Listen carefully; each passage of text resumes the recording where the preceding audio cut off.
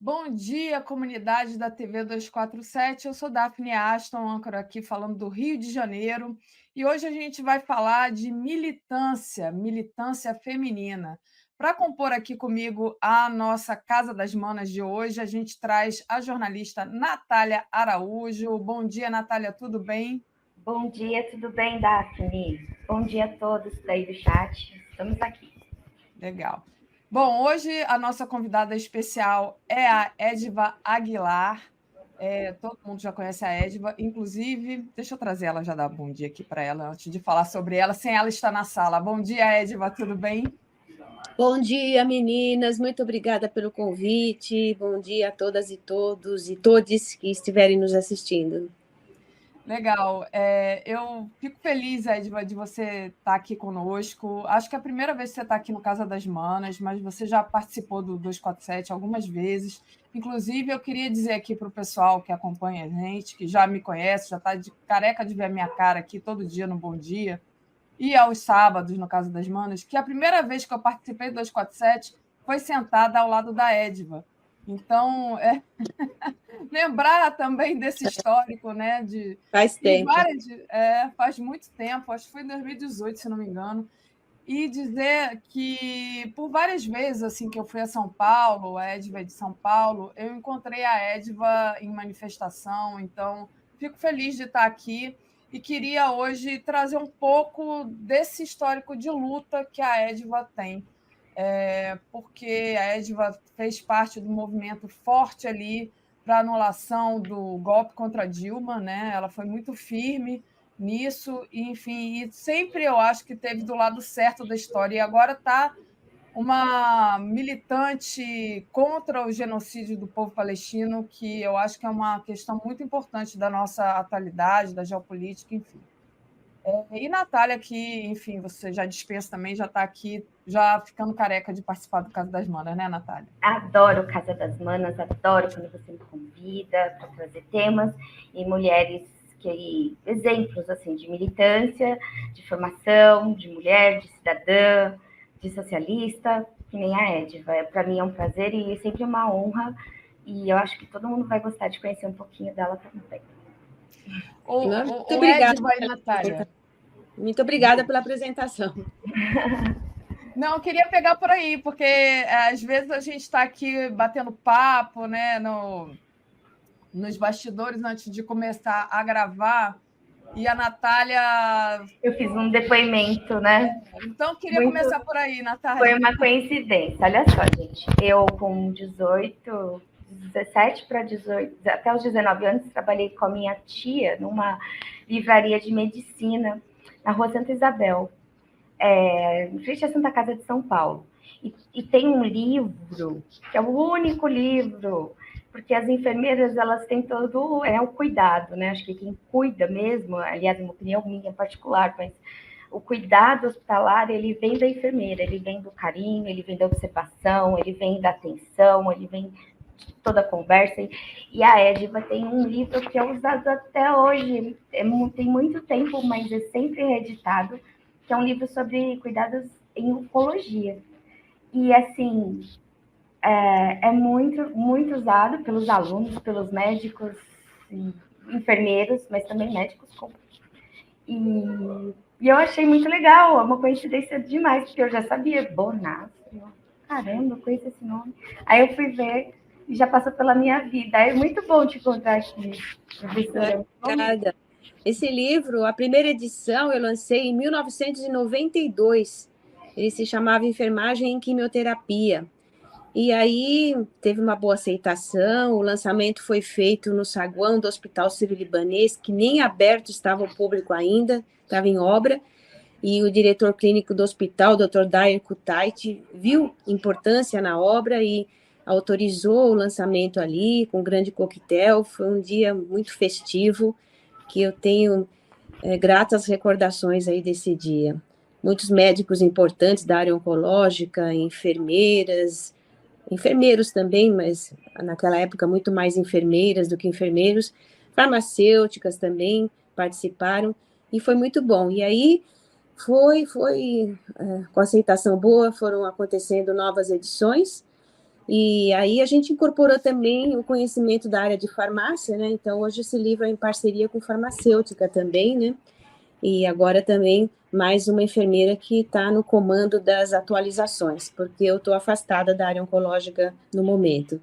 E ele então segue, agora está na 5ª edição.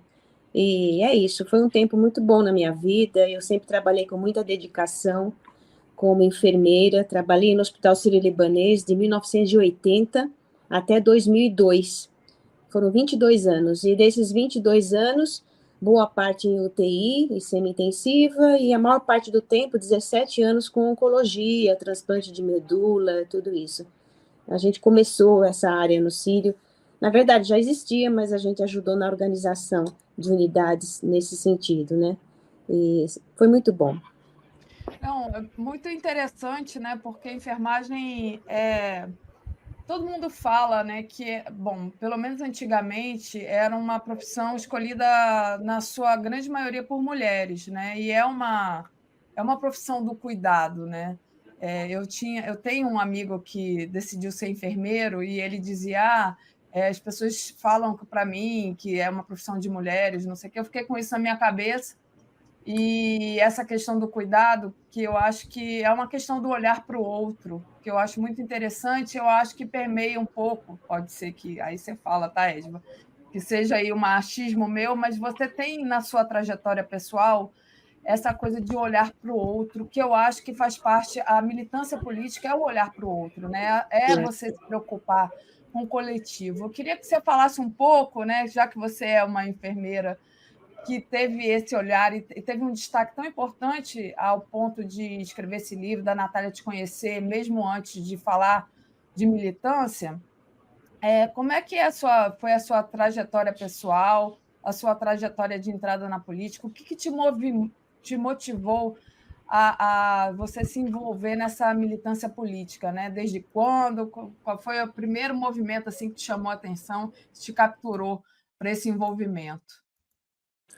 Com relação à enfermagem, eu acho que qualquer pessoa, homem, mulher, ou qualquer pessoa, pode se candidatar a esse tipo de profissão, contanto que seja empática, né? Eu acho que tem que ter um teste de aptidão, seria ser solidário e empático. Para mim, é uma condição indispensável, né? E eu escolhi enfermagem justamente porque queria conciliar uma profissão que me desse um ganho financeiro, nunca sonhei ganhar muito, mas um ganho financeiro que desse para viver e, ao mesmo tempo, poder exercer essa minha vontade de ajudar os outros, de ser útil, de poder colaborar na promoção da saúde das pessoas, na cura, tudo isso, né? Então, por isso eu escolhi. Eu me formei na USP, né? E com relação à política, a minha família mais próxima, quero dizer, sempre foi mais de esquerda, né? O meu avô, muito envolvido, se dizia comunista, né? Embora não filiado a nenhum partido, inclusive isso custou a própria vida dele. E minha mãe também muito politizada, meu pai também, né? E daí, eu com a minha idade, eu tenho 67 anos, eu vivi a ditadura, né, o período da ditadura, e comecei a me envolver mais quando começou o PT, para mim era uma esperança, né? Eu votei uma vez antes de existir o PT, eu já fui às urnas, e aí não achava opção nenhuma, eu votei nulo. Quando começou o PT, é PT, sempre votando no PT, e votei também no PSOL algumas vezes, sem dúvida nenhuma, sempre votando em candidatura progressista, né? E focada, então, de poder ajudar nesse sentido, mas a minha dedicação maior a isso aconteceu depois que eu me aposentei, né? Me aposentei em 2004, por aí, em 2005, e daí realmente eu tenho que dar até um sentido para a vida, né? Porque a gente não pode ficar com foco só na gente, na satisfação dos nossos desejos, nossos prazeres, nossas ambições. Tem que tirar um pouco o foco do umbigo, até para você dar um sentido mais bacana para a tua vida, né? Então, eu me voltei mais para a política, me envolvi mais com isso, né? E é isso, eu estou nessa.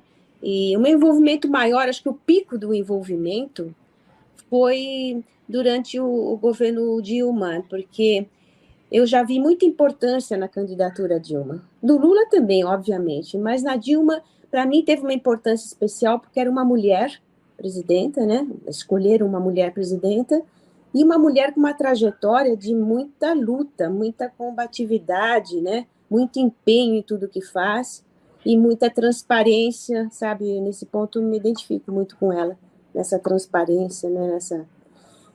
E aí, muito bom, ganhou, e eu percebia todo um movimento para retirar a Dilma, né, para puxar o tapete e tudo mais. E quando começou ali, a partir de... Me envolvi muito na segunda campanha, demais. Fiz cartas, fiz umas 2.000 cartas. Era um envelope que eu colocava umas 4 folhas, com 8 páginas. Por que votar na Dilma e não no Aécio, né?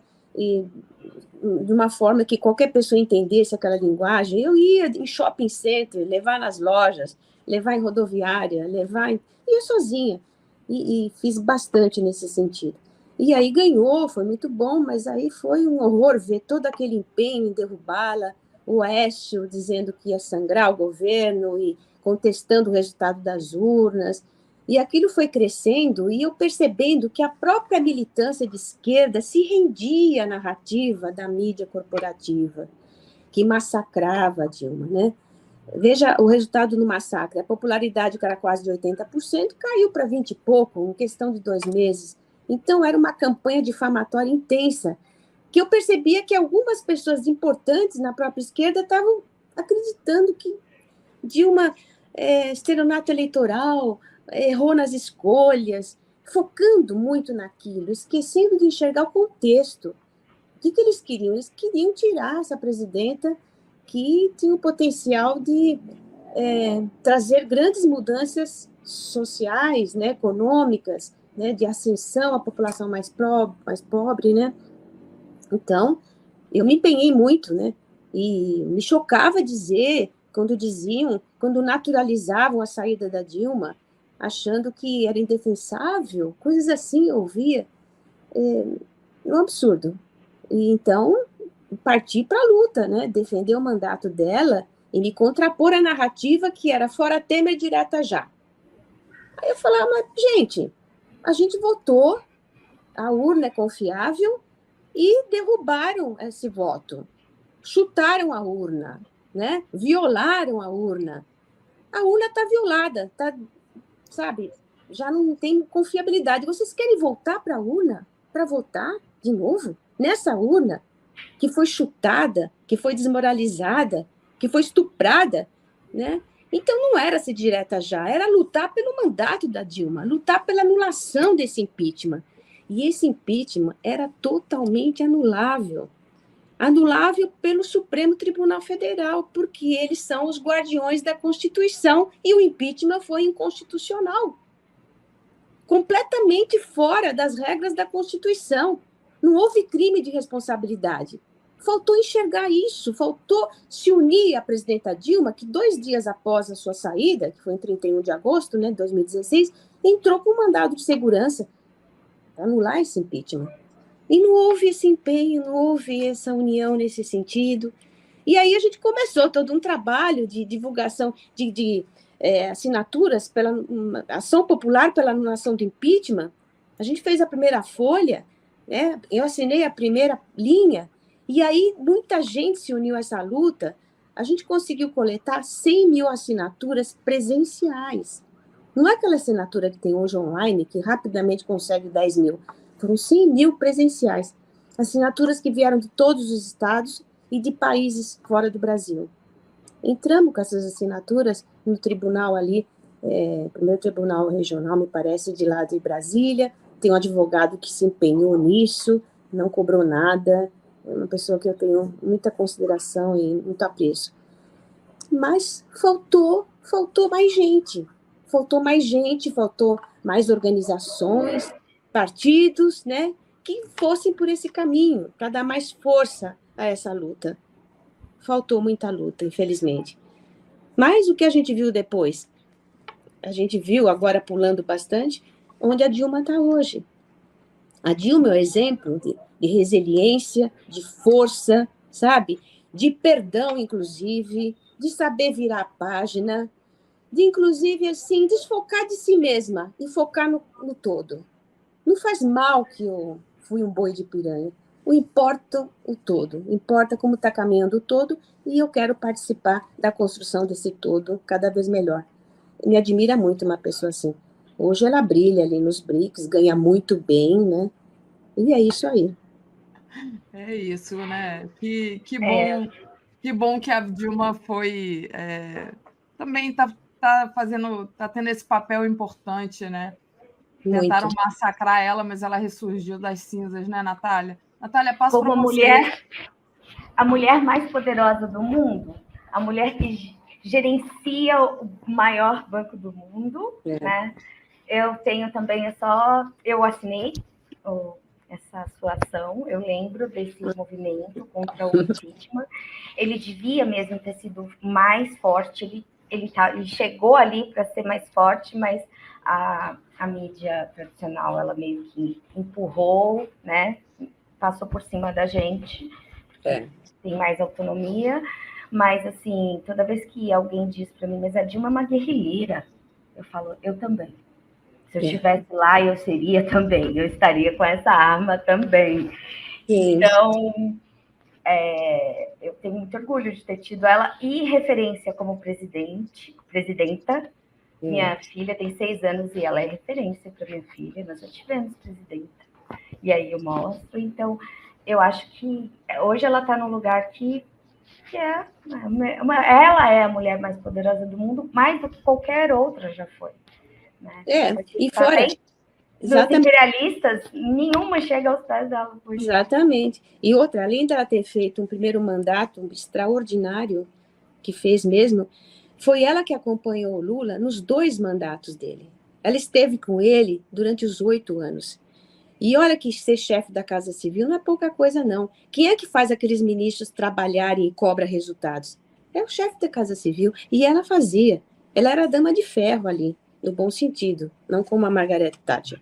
Então, foi extraordinária. A dupla Lula-Dilma, uma dupla imbatível, né? Eu lamento que hoje a Dilma não compõe o governo, sinceramente. Eu acho que ela estaria ajudando bastante das coisas andarem nos trilhos, né? Eu acho que ela talvez nem queira, né, Natália? Não sei. Agora, eu queria tocar em outro assunto.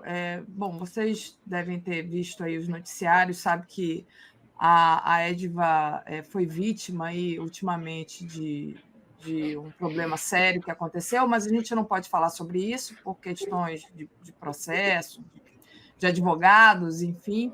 Mas eu queria falar de uma forma mais ampla aqui das suas lutas atuais, Ediva. Quais são as principais causas, né, que você acredita, que você está lutando atualmente, e como é que você acredita que as pessoas devem se envolver nessas causas? A Natália também é bem envolvida nessas lutas. Eu acho que vocês já pescaram aqui um pouco através da imagem, né? Tem uma bandeirinha ali da Palestina, como o broche da Ediva. É assim. Mas, enfim, essa bandeirinha tem muitos anos já, muitos anos, né? Olha. Porque esses ataques de Israel à Palestina não aconteceram, não começaram no dia 7 de outubro de 2023. Eles vêm de uma longa data, né? Esses sionistas já se formaram no final do século XIX, início do século XX, já com a ideia de construir um Estado, um Estado, né, para um povo sem, como é que eles diziam? Um povo sem Estado, para eles queriam se apropriar de alguma terra para poder criar o Estado palestino, né? E aí a coisa foi crescendo, a região escolhida foi a região da Palestina, só que não era um lugar sem povo, era um lugar com povo, um povo bem organizado, constituído, né? E aí começaram aí essas invasões. Em 1948 foi a Nakba, né, que foi a grande invasão, 700 mil pessoas tiveram que sair, né? Fora as que morreram, e saíram deixando assim o prato na mesa. Levaram a chave, pensando de algum dia voltar. E nunca mais puderam voltar. Estão na diáspora até hoje. E nessa ocasião destruíram aldeias também. E aí começou, e aí a ONU, em 1948, vai ter um Estado aqui de Israel e a Palestina também. A divisão já foi injusta, só que não se contentaram. Continuaram querendo tomar mais terras e tomando terras, e mais recentemente colonos em áreas que eram palestinas, né? E o povo colonizado. O que acontece ali? É um Estado que é um colonizador, né? Um Estado que pratica apartheid, é um Estado que faz limpeza étnica, porque o objetivo final, qual que é o objetivo final deles? Tomar toda aquela terra para eles, né? E aí aquele povo ou vai cair fora, ou então vai morrer. É isso, porque é uma terra rica, é uma terra que para eles é de interesse. E isso é um absurdo. E esse povo palestino, quando se rebela, ele se rebela que representa o quê? A reação do oprimido frente ao opressor. E essa reação dele, que pode inclusive ser armada, é, vamos dizer, legal sob o ponto de vista da ONU. Tem até um número essa lei aí, essa resolução, que eu não me recordo, mas é legitimado. Né? O opressor tem o direito de se defender contra o oprimido, da forma que puder. Então, o 7 de outubro foi uma reação do oprimido frente ao opressor. E aquele 7 de outubro foi desastroso em número de mortes, porque todo mundo sabe, o exército de Israel entrou ali de uma forma destrambelhada, matando um helicóptero ali indiscriminadamente, matando, inclusive, israelenses que estavam junto ali com os invasores, né, com o pessoal do Hamas. Não tem aquele respeito de negociar para preservar a vítima, preservar, vamos dizer assim, o refém. Eles mataram também. Porque o foco do Hamas, o foco desses grupos de resistência, é atacar bases militares, não civis.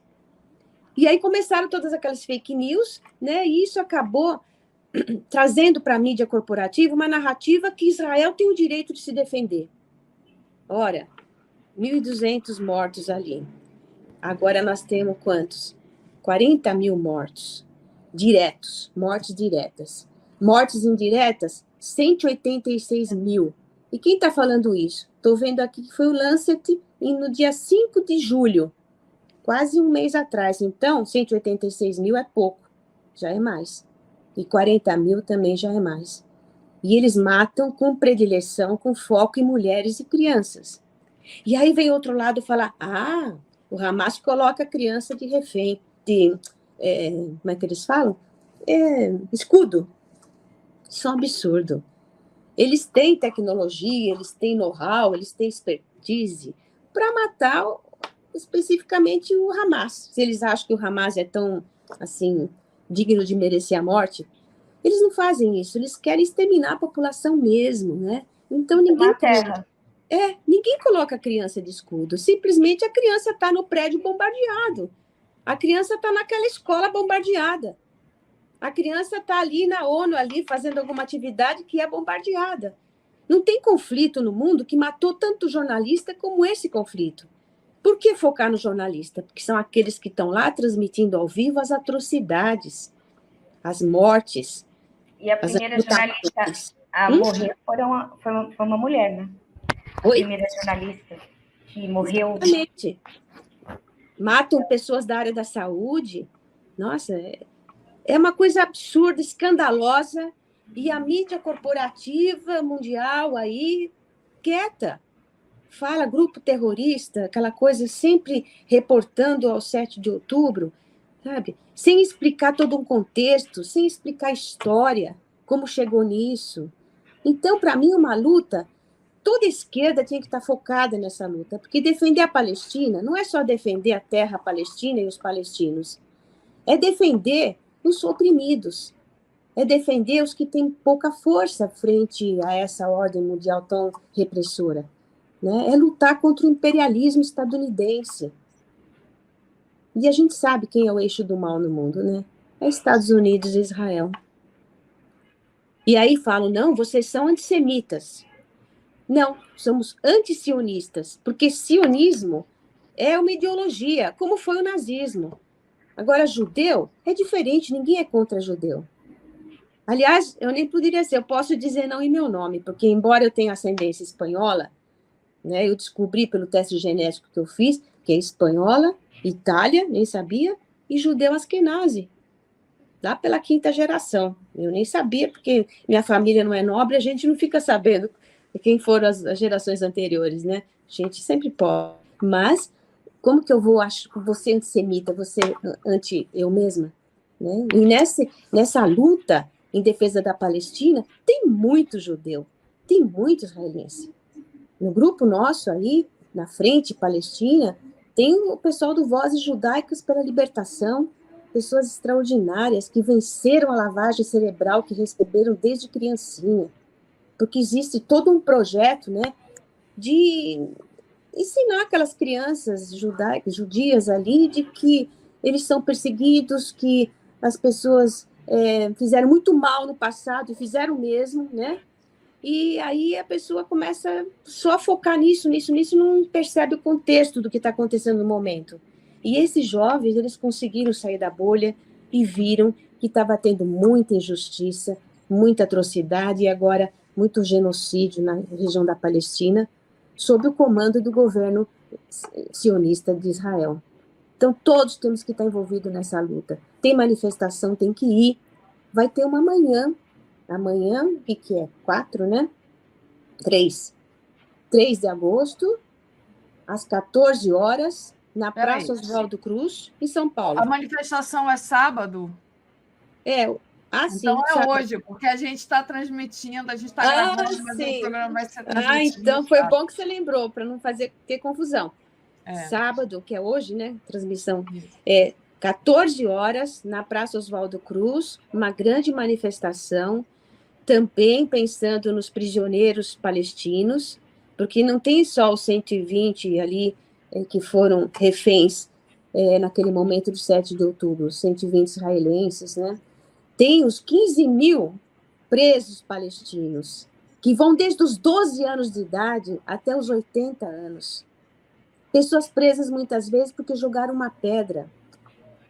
E eles são muito maltratados. Os relatos agora de quem está sendo libertado são de atrocidades, inclusive sexuais, muito graves, o que eles fizeram, muito graves.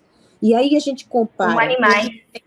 Exatamente. A gente compara um refém que é libertado pelo Hamas, o cara vem inteiro, e nem vem com aquele ódio. Você vê que mulheres que foram libertadas que se despediram dos caras do Hamas, assim, cordialmente. Diferente dos prisioneiros que Israel agora soltou, que sai um caco, em frangalhos. Então, essa manifestação também vai ter um foco nisso aí. E nas agressões que os sionistas também praticam aqui no Brasil, que a gente sabe, que eu fui testemunha, não posso falar a respeito, mas, porque está um processo, né? É muito grave o jeito como eles lidam com as pessoas que falam alguma coisa em favor da Palestina. Eles querem criar uma confusão. Eles querem criar confusão de que defender a Palestina, né? E você ser contra essa guerra e dizer Palestina livre, você é um antissemita, você é contra judeu, portanto você é um racista. Não existe narrativa mais mentirosa do que essa. A gente é contra ideologias do mal, como foi o nazismo e agora é o sionismo. É difícil te interromper, porque a gente vai vendo que você explica tão bem, né? Uma crise que muitas mulheres, às vezes, ainda não pararam para prestar atenção e compreender realmente o que acontece na Palestina hoje. E eu queria... nós trouxemos, há umas semanas atrás, a companheira Amira, e ela é do movimento de Mulheres pela Palestina. Eu tive uma conversa rápida com ela, e essa semana nós tivemos a morte, né, de 2 líderes muito importantes, pessoas assim muito queridas, né? O primeiro-ministro da Palestina já foi eleito, reeleito, então queria deixar aqui nosso pesar, né? E dizer, agora a minha pergunta para você sobre a Palestina, pelo menos eu tenho essa opinião, não sei, que esse movimento de mulheres, quando eu me aproximei um pouco da Mira, eu reconheci de que ele é um movimento de mulheres pela Palestina, não é de mulheres palestinas, são as mulheres do mundo inteiro. Por quê? Porque elas são as maiores vítimas, né? E as crianças. Qual é a mulher que não padece, não se emociona, não se compadece, não se coloca no lugar de uma mulher palestina nesses dias, né? Então, a gente tem que fazer isso. Pois é. Com relação a esse assassinato, né, do Ismael, a Heloísa Vilela falou muito bem a respeito. Ela colocou o seguinte: é a mesma coisa que você está numa mesa de negociação, você negociando do lado, outro negociando do outro lado, tentando chegar num acordo de paz, aí você levanta para ir ao banheiro e leva um tiro nas costas. Eles mataram a pessoa que negociava, a pessoa que buscava a paz, a pessoa que buscava a preservação do povo palestino, né? Então, é uma coisa tão grave. Isso mostra o quanto que o sionismo ali em Israel quer manter a guerra e quer ampliar a guerra, quer transformar uma guerra na Palestina para uma guerra em todo o Oriente Médio. A gente sabe que tem as intenções econômicas ali, né? E aí falam que é coisa de religião. Religião, em segundo plano, é uma desculpa, na realidade, né? É um projeto de dominação mesmo que eles têm ali. E é isso. Então, foi chocante, muito chocante essa morte. Vai ter homenagem no domingo. E é isso, na mesquita, né? Na Mesquita do Brasil, no Cambuci, certo? Isso, exatamente. Vão levar o Corão. São traidores mesmo. E a mulher realmente é a vítima. Na guerra sempre é a que mais sofre, né? A mulher sempre é a pessoa que está no lado mais frágil da corda, né? Sempre. Não muda isso. E não muda o machismo no mundo, misoginia. É complicada. A vida da mulher é complicada. E isso torna a gente cada vez mais guerreira, né? E temos que nos unir cada vez mais. Unir muito. Porque a união enfraquece o inimigo. A nossa união enfraquece o inimigo. Mesmo que a gente tenha certas diferenças ali, tem que se unir quando tem uma causa maior, né? Como deveria ter se unido ali no tempo da Dilma, por exemplo. Tinha várias lutas, cada uma lutando, luta pela questão do racismo, a outra da questão LGBT, tudo mais. Vamos enxergar que tem um mal maior, que agora o que nos cabe é nos unirmos para lutarmos contra o mal maior, né? E acreditar na nossa força e ter coragem. Falta bastante coragem de enfrentar, sabe? De peitar, eu acho que falta muita coragem. De acreditar no taco, né? E a gente sabe que hoje, né? O governo aqui no Brasil, por exemplo, como é que está complicado, né?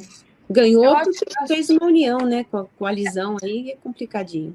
Essa questão de acreditar no taco que eu queria pegar, né? Porque a gente sabe, claro, vocês acabaram de falar, me lembrei aqui do exemplo da Talíria Petroni, que é deputada aqui pelo Rio de Janeiro, e ela foi ameaçada de morte, vítima de racismo, foi chamada de macaca, aquela coisa que a gente já sabe, né? E ameaçada de morte, e falaram onde que ela estaria, citaram nominalmente os filhos dela, a gente trouxe ela para uma entrevista aqui, e é muito assustador depois que a gente teve o trauma da Marielle, né? Enfim, e é impressionante que as pessoas que recebem esse tipo de ameaça normalmente são mulheres, né?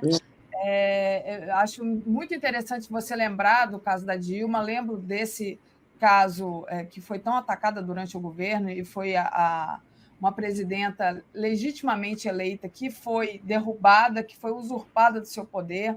A gente lembra da Marielle através também da figura da Talíria, e eu queria que vocês falassem um pouco, na opinião de vocês, quais são os maiores desafios que as mulheres enfrentam, então, na política hoje. Como é que vocês acham que a a gente pode aumentar a participação feminina nesses espaços de poder aí, se a gente quiser lembrar de o quão importante foi o governo da Dilma, até a Natália citou a filhinha dela, né, como exemplo. E como é que, acreditando, pegando essa coisa que a Edva falou sobre acreditar no taco, né? Como é que vocês veem a militância política acreditando que ela tem um poder, que só ela tem o poder de mudar as coisas no Brasil? Porque eu entrevisto várias pessoas aqui que são cabeças pensantes da esquerda e é unânime me falarem assim: o Brasil tem que ter participação popular, as pessoas têm que ir para a rua. Acontece que as pessoas não estão indo para a rua, né, gente? Pelo menos aqui no Brasil, a Edva acabou de chamar para um ato sábado, hoje, em São Paulo, mas a gente sabe o quanto é difícil organizar um ato. Por exemplo, agora tem essa questão dos juros altos, né? Parece que o Lula fala sozinho, né? Como disse a Edva, é um governo muito de coalizão, um governo amplo, e fica essa coisa assim, vai chamar as pessoas para a rua? Quem é que chama? Por que o militante vai se engajar num movimento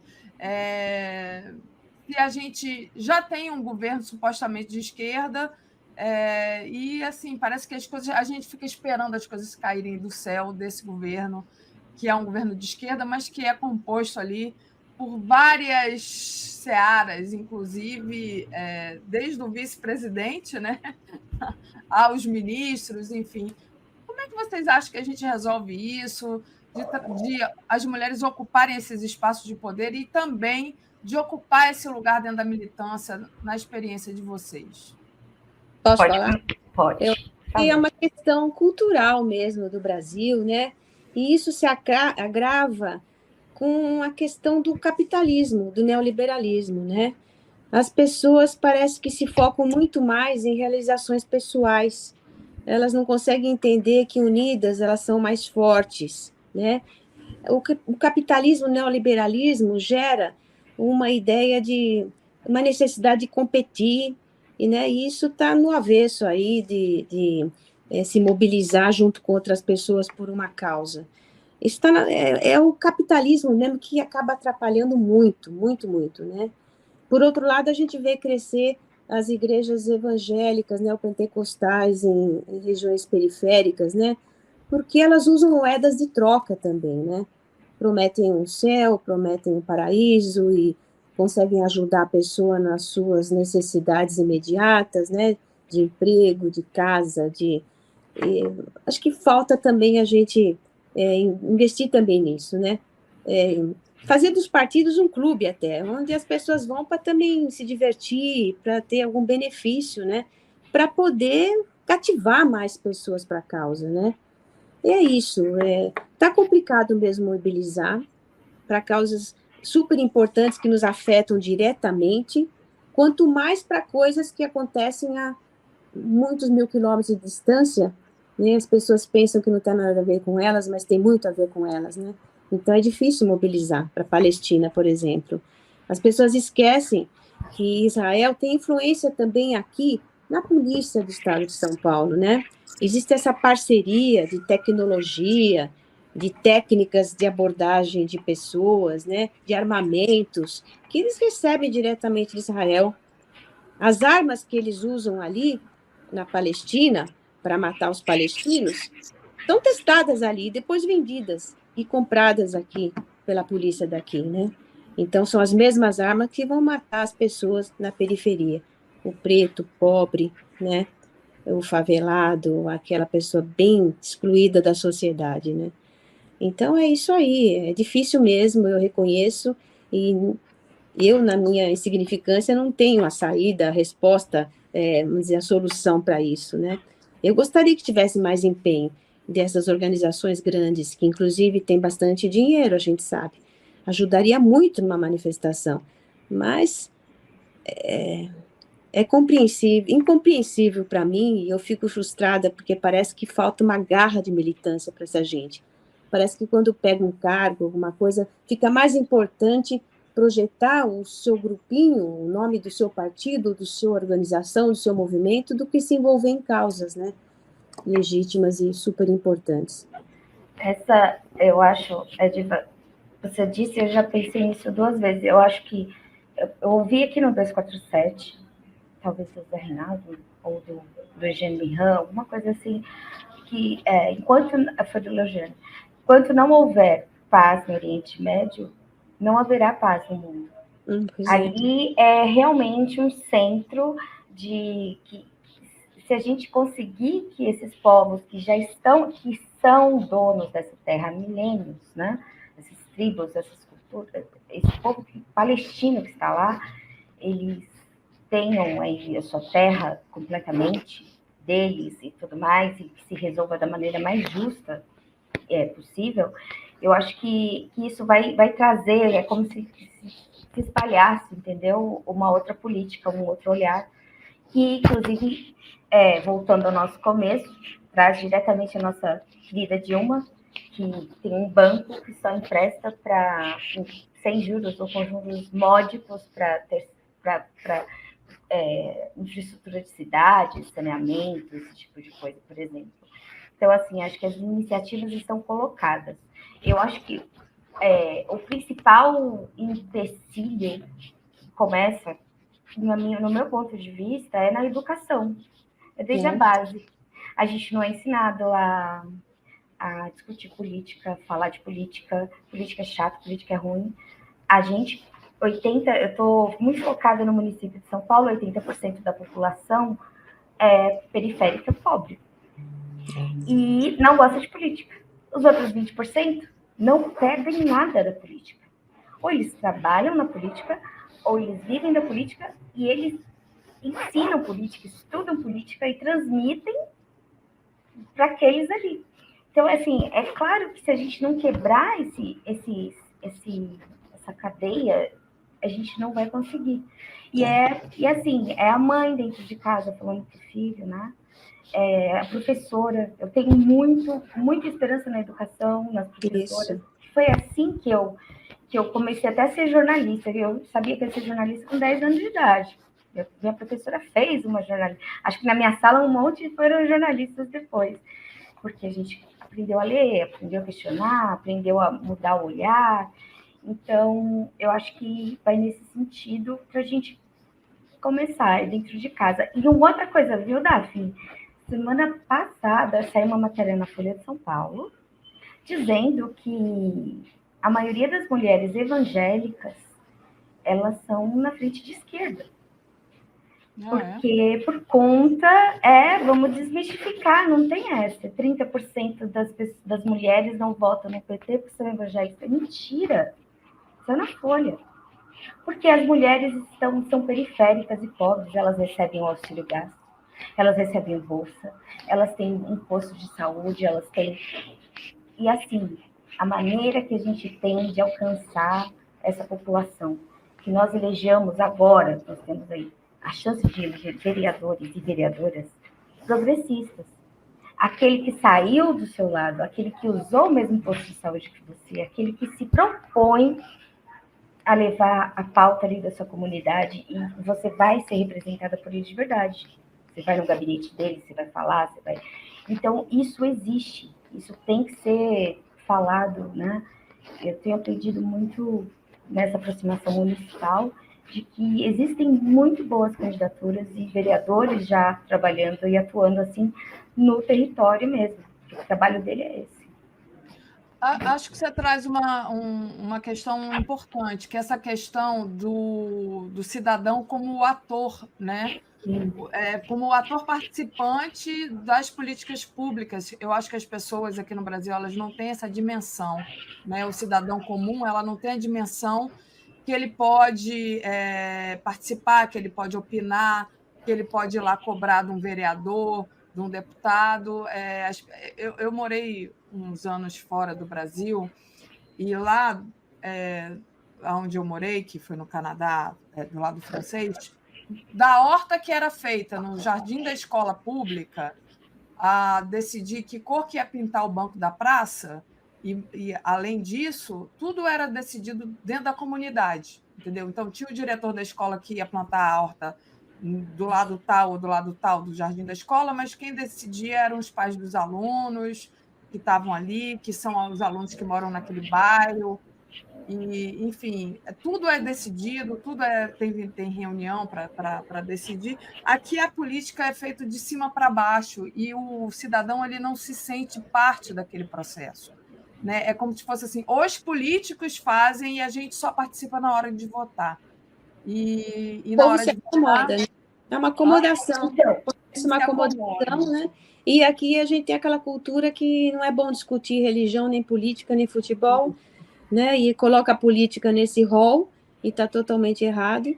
E a pessoa não participa mesmo. E agora com essas mexidas em currículo, pior, porque no seu tempo ainda você teve umas matérias importantes, né? Agora está sob risco de perder matérias das ciências E nada humanas. de revogar o novo ensino médio, né, Edva? foi Exatamente, que é questionado, tudo, né? Esse tipo de ontem ou hoje, uma coisa tirar a assim. capacidade reflexiva do aluno, a capacidade de entender o mundo, saber em que ponto ele se situa, quais são os direitos, os deveres. Educação moral e cívica, sim, mas não sob um comando de um militar, sabe? Regras de como é que funciona a política, os poderes. Não se aprende, não Quando se ensina na escola. o cidadão, o poder do cidadão, Aprender a poder de ser cidadão, construção, né? poder de Exercer o seu construção, poder. de sociabilidade, a Pois é. consciência de que, esses dias entramos num debate de que tem muito radar na cidade de São Paulo, que o Haddad colocou radar, e a pessoa de esquerda, aí explicou, foi um vereador que eu ouvi explicando, dizendo, você sabia que o Haddad fez o corredor de ônibus para levar as pessoas que não têm carro na cidade de São Paulo mais rápido para casa, porque elas ficavam 3 horas no trânsito. Então, você não pode pensar só em você, no seu carro. Pois é. O radar foi colocado ali para que fiscalize quem não devia estar ali. Que a prioridade é um carro com 50, 80, 100 pessoas. Não é um carro com você. Isso é sociedade. Isso é uma questão de... Aí a pessoa olhou, ficou até envergonhada. Porque eles não têm nem esse mínimo, mas assim, é um start, né? E mais, não é, eu acho que não o cidadão, neste momento, tem que ir até, porque não vai, mas é o parlamentar, é por isso que é tão importante a eleição de vereadores. Os parlamentares progressistas do município de São Paulo, conheço alguns, falar do PT, que são os que eu conheço, que saem realmente do gabinete, vão e conversam e tem essa coisa, entendeu? Isso eu acho que é fundamental. Nesse momento, que a gente reconheça isso e pegue aquele vereador, aquela professora da ENEM, que você conhece? Não. Aquela enfermeira do posto, você conhece, você vê lá trabalhando. Se ela se propõe a isso, eu acho que a gente tem que aproximar. Isso. Tem que ser próximo da gente. Não, importante essa colocação de que a população tem que fazer parte desse processo, tem que pensar no coletivo. Claro, né? Transporte público é uma coisa assim que as pessoas deveriam lutar por isso o tempo todo, né? Ainda mais em pleno 2024. Mas, avançando um pouco aqui, eu queria fazer um fechamento com vocês, né? Vocês falaram um pouco aí do papel da educação na conscientização política, na formação dos novos militantes, né? Porque a gente vê, a Edva falou agora há pouco a idade dela, né? E que ela viveu um pouco o primeiro voto para presidente, né? Eu vivi também. Natália não viveu, que é mais nova que a gente, mas o quanto isso é precioso, né? Essa questão da democracia. Depois a gente viveu o golpe contra Dilma, enfim. O quanto é importante a gente tomar consciência disso e quanto é importante a gente saber que a Edva, junto com outras mulheres que fizeram um movimento pela anulação do golpe contra Dilma, e isso, tudo bem, não conseguiram anular o golpe, mas isso deixou uma mensagem, né? Eu me lembro disso. Mesmo que sejam poucas pessoas, se você faz uma ação, ela falou dos e-mails, das assinaturas que ela foi procurar, que eram assinaturas de verdade, não eram assinaturas eletrônicas. desse processo agora que ela está batalhando, dessa luta atual, que é a luta da Palestina. Eu queria que vocês fizessem um encerramento, mas que a gente focasse também na mensagem que vocês gostariam de deixar para aqueles que agora estão entrando nessa militância política. O que é importante, né? No sentido de que, tudo bem, a gente tem aí políticos que estão fazendo essa política de cima para baixo, mas o quão é importante essa militância, mesmo que pequena, entendeu? Mas o quão é importante a gente se segurar nela para, mesmo com esse trabalho de formiguinha, tentar mudar alguma coisa, nem que seja ir dormir, botar a cabeça no travesseiro e dormir com a consciência tranquila, né? Porque eu acho que é isso, no final das contas é isso, né? Pelo menos a minha parte, a sua parte, a parte dela, a gente está fazendo, né? Natália, eu passo para você para a gente encerrar com a Edna, então. Tá certo. Então, eu tenho 2 filhas, uma de 6 anos e uma de 18 anos. Minha casa é cheia de jovens. Eu gosto dos jovens da minha casa. E esses jovens, eu moro na Zona Leste de São Paulo, e muitos amigos são bem periféricos, amigos da minha filha, que vão para minha casa. E eu converso com eles para entender ali de uma região para outra e tal. E eles estão completamente desiludidos, não querem fazer nenhuma profissão, não querem um Senai, alguma coisa. E aí, ali naquele grupinho de 5 meninos, já tem 2 estudando. Tia, você tinha razão, porque eu gosto de mecânica e não sei o quê. Eu falei, vai faltar mecânico, vai faltar técnico, a gente está na nova industrialização e tal, vai faltar, vocês têm que estar aptos, seguros para um bom emprego, tem todo um projeto, vocês têm que ficar... Então, assim, aos poucos, você inserir na vida do jovem o quanto a política faz parte da vida dele. O bilhete único é política, né? O SUS é política, e as escolas públicas são políticas, né? A gente está perdendo aí, a gente perdeu por uma questão política, que não nos unimos, não soubemos como fazer, e o novo ensino médio.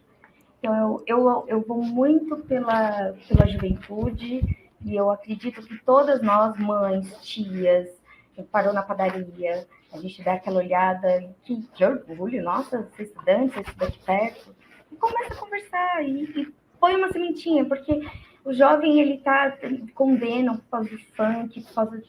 É a realidade dele, a gente tem que respeitar, e dentro da realidade dele, a gente, assim como o Paulo Freire falava, né? Dentro da realidade do conhecimento dele, a gente tem que fomentar isso. E é possível, é só fazer com muito amor, assim, que eu acho que vai rolar. Obrigada, gente. Obrigada. Eu acho que o que a gente tem que passar assim, para as pessoas é que elas são muito importantes, sim, mesmo que sozinhas, né?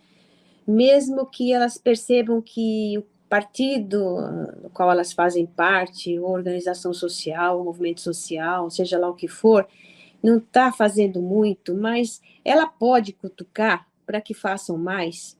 E ela pode também ir às ruas, nem que for para um grupo pequeno, se manifestar, sabe?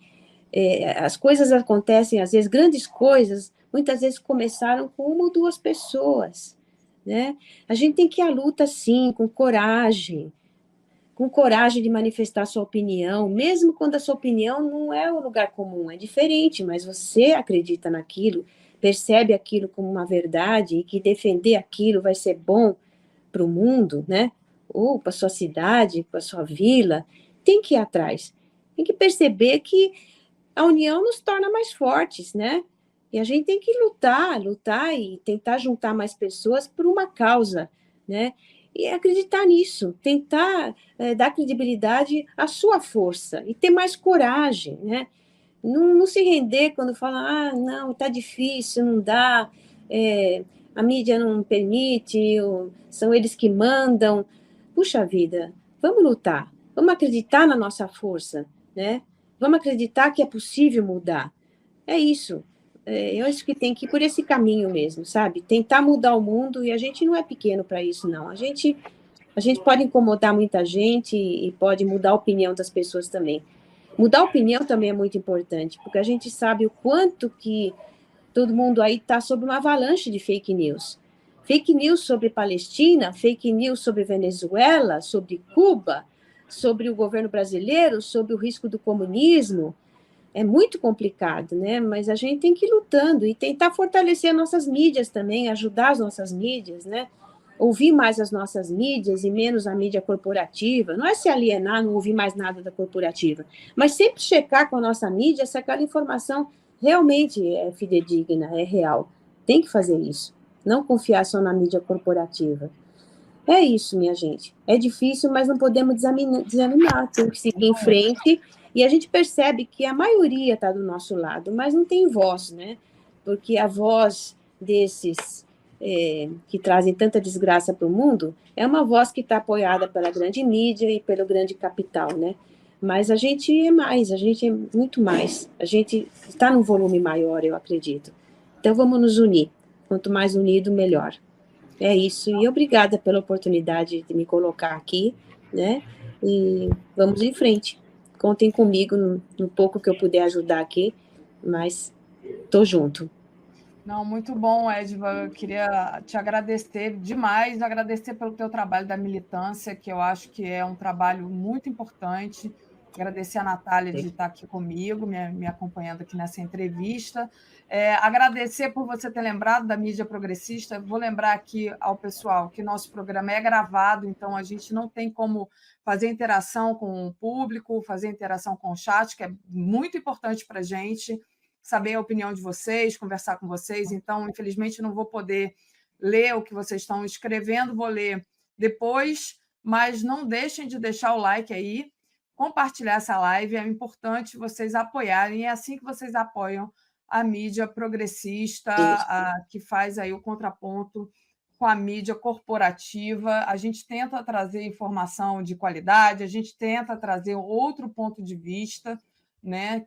E fazer a defesa também, como disse a Edva, da população que é oprimida, né? E que não tem voz e que fica aí submersa nessa montanha de fake news. Diga, Natália, levantou o dedo. Rapidinho. Toda vez que eu vou no consultório que tem uma TV Smart e está passando uma coisa que ninguém está vendo, eu vou no YouTube, entro no 247 e jogo na TV.